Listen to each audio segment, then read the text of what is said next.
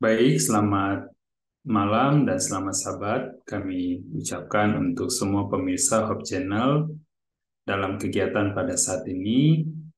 Izinkan saya memperkenalkan diri. Nama saya Leslie Malonda yang saat ini merupakan bagian staf pengajar di Sekolah Lanjutan Advent Tompaso. Pada saat ini saya akan membagikan kesaksian hidup dan bagaimana Tuhan boleh menolong saya dalam menjalani kehidupan saya bahkan sampai saat ini. Sebuah peristiwa besar terjadi dalam kehidupan saya, di mana pada tahun 2016, ketika istri saya harus mengalami suatu penyakit kronis dan harus diizinkan Tuhan untuk beristirahat. Dan saya menyadari bahwa peristiwa ini adalah peristiwa yang sangat memukul hati saya dan sangat berat bagi saya untuk menjalani. Dan pada saat itu pengalaman ini sangat mengubah kehidupan saya.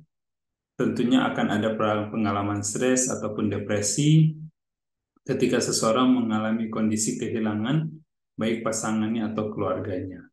Pada kurang lebih tanggal 23 Februari pada tahun 2022, Tuhan mengizinkan istri saya untuk beristirahat atas sakit penyakitnya, dan kurang lebih bulan Februari baru lewat, sudah menjalani kurang lebih 1 tahun, dan penyakitnya pada saat itu dia mengalami gagal ginjal kronis, dan masa-masa itu adalah masa-masa sulit karena pada saat itu adalah masa di mana di daerah kami um, beberapa rumah sakit mewajibkan untuk harus melakukan pemeriksaan awal atau asesmen awal untuk pasien-pasien yang masuk ke rumah sakit.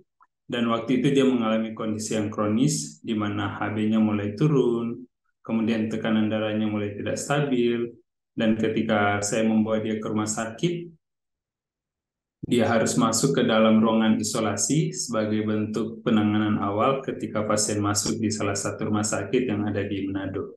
Dan hal yang tidak pernah saya bayangkan bahwa ketika saya membawa dia ke rumah sakit, itu adalah pertemuan terakhir saya dengan dia. Oleh karena ketika dia masuk di dalam ruangan perawatan di isolasi bersama dengan pasien-pasien lain, kondisinya yang tidak stabil membuat perasaan, emosi, dan keadaannya menjadi tidak begitu baik. Sehingga kabar buruk yang saya terima pada saat itu adalah ketika saya mendengarkan informasi dari dokter, ketika dokter memanggil saya dan keluarga yang hadir pada saat itu di luar dan mengatakan bahwa ada sesuatu yang sudah terjadi bagi istri saya, di mana dia sudah diizinkan Tuhan untuk beristirahat. Saya percaya bahwa siapapun kita, siapapun saya, hal-hal ketika kita kehilangan seseorang itu adalah hal yang menurut saya hal yang paling buruk dan hal yang paling menyedihkan. Dan singkat cerita bahwa pengalaman itu mengubah banyak hal dalam kehidupan saya. Ketika peristiwa itu pun terjadi, saya sering bertanya, apakah Tuhan itu baik? Apakah Tuhan masih memberkati saya dan memberkati keluarga saya, atau apakah ini merupakan rencana atau rancangan Tuhan dalam kehidupan saya? Dan dari bulan demi bulan, saat demi saat, saya menjalani dan terus berdoa, dan saya bersyukur oleh karena pertolongan Tuhan di tengah-tengah masa duka yang saya alami ketika 1 bulan lewat, 2 bulan lewat.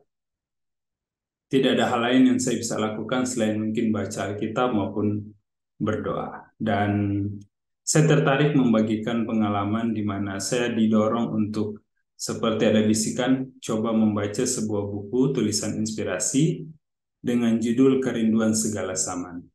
Dan dari chapter demi chapter, bab demi bab yang saya baca, saya menemukan bahwa seseorang ketika dia mengikut Tuhan, tidaklah ada jaminan bahwa kehidupannya akan menjadi mudah, ataupun kehidupannya akan menjadi menyenangkan, atau semuanya mudah-mudah saja. Tetapi cerita-cerita di dalam buku ini yang diambil dalam Alkitab mengingatkan saya bahwa ketika Yesus pun berada di atas dunia ini, ketika dia bertemu dengan banyak orang, dosa membuat orang atau manusia harus mengalami penderitaan.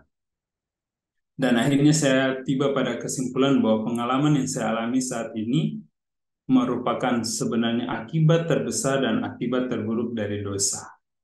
Dan saya merenung dan meditasi tentang peristiwa ini dan saya mendapati bahwa setiap orang akan ke sana, hanya mungkin proses, jalan, dan waktu masing-masing itu berbeda. Dan hal yang terburuk dari kematian bagi saya adalah kalau akhirnya peristiwa kematian membuat kita mulai menyalahkan Tuhan, membuat kita mulai mempertanyakan kebaikan Tuhan, dan bahkan mungkin menuntun kepada pengalaman sebagian orang mungkin tidak lagi mau berdoa, mungkin tidak lagi mau membaca Alkitab, mungkin tidak mau lagi untuk pergi ke gereja, oleh karena mungkin pukulan-pukulan berat ketika mengalami peristiwa kehilangan seseorang. Yang saya rasakan bahwa pengalaman ini adalah pengalaman besar, oleh karena ketika saya kehilangan istri saya, seperti sebagian besar dari diri saya itu hilang.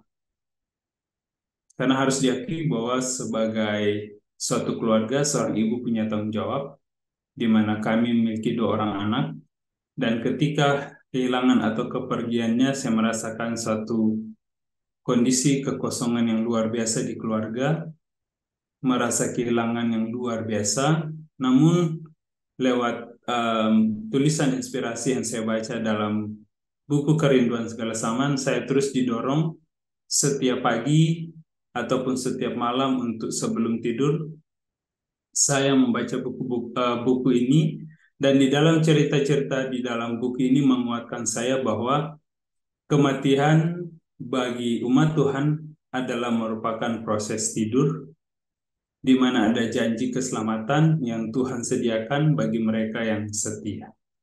Dan saya pikir harapan ini sulit untuk ditemukan dan sulit dimiliki bagi mereka yang saya percaya tidak mengenal Tuhan.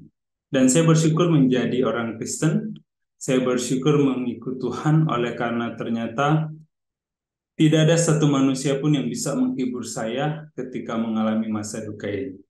Satu-satunya penghiburan, kekuatan yang saya dapatkan adalah ketika saya sendiri di kamar, kemudian membuka Alkitab, ataupun membaca dari buku Kerinduan Segala Zaman, seperti ada kekuatan lain yang memberikan kekuatan bagi saya, pengharapan bagi saya bahwa saya harus terus menjalani kehidupan saya harus menerima keadaan saya, dan Tuhan mengingatkan terus bahwa penting untuk melakukan penyerahan diri setiap hari. Pikir saya bahwa ketika saya dibaptis dan kemudian ketika saya bertobat, itu sudah cukup bagi saya untuk menjalani suatu kehidupan yang baru. Namun pengalaman ini membuat saya dituntun bahwa menjalani hidup baru itu bukan hanya ketika pada saat itu, tetapi setiap hari ketika bangun pagi dengan pengharapan akan pertolongan Tuhan, akan pemeliharaan Tuhan dan berkat Tuhan, itu menolong saya mengingat bahwa kehidupan yang dibaharui itu bukanlah terjadi dalam sekali, dalam seumur hidup, tetapi bisa terjadi setiap hari, manakala ketika kita datang kepada Tuhan, meminta pengampunan dosa dan memohon pertolongan. Dan saya dikuatkan lewat sebuah ayat di dalam kitab Filipi 4. Filipi 4 ayat 13 berbunyi demikian, segala perkara dapat kutanggung di dalam Dia yang memberi kekuatan kepada aku. Saya percaya bahwa setiap orang tidak akan pernah mengalami pengalaman yang benar-benar sama, karena setiap orang punya jalan hidup, cara hidup yang berbeda. Namun satu kepercayaan saya bahwa kita punya Tuhan yang sama, dan Tuhan yang sama yang telah menolong dan membangkitkan orang mati, menyembuhkan orang yang sakit, membuat berjalan orang yang lumpuh, adalah Tuhan yang sama yang sementara menyertai kehidupan saya dan memberikan janji kepada saya akan pengharapan untuk mungkin nanti bisa bertemu dengan istri saya ketika Tuhan datang, dan juga janji berkat bahwa hidup tidak akan mudah, namun ketika saya menyerahkan hidup saya kepada Tuhan dalam tuntunannya, Tuhan akan menuntun setiap langkah kehidupan saya dan menolong saya, karena janjinya bahwa segala perkara dalam hidup saya dapat saya tanggung di dalam Tuhan yang memberikan kekuatan bagi saya. Semoga kiranya kesaksian saya pada malam hari ini boleh menjadi berkat bagi seluruh pendengar Hope Channel dimanapun kita berada, dan kiranya kita mengingat bahwa setiap orang punya masalah yang berbeda, setiap orang punya pengalaman dan jalan hidup bahkan tanggungan yang berbeda, tapi semoga dalam setiap kondisi kita diingatkan untuk terus mencari Tuhan, bersandar, dan bergantung kepada Tuhan. Sekian kesaksian saya pada malam hari ini. Semoga menjadi berkat bagi kita semua. Saya dalam nama Yesus. Amin.